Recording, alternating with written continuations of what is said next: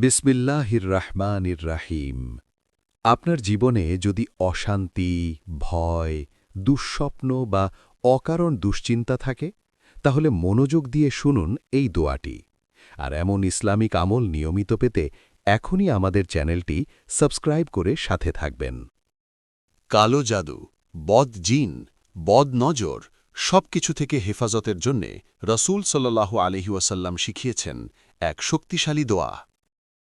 أعوذ بكلمات الله التامات من كل شيطان وهامة ومن كل عين لامة। এটা একবার পড়ে আপনার সন্তানের মাথায় বা গায়ে ফুঁ দিন। আল্লাহ হিফাজত করবেন ইনশাআল্লাহ। ভিডিওটি শেয়ার করুন।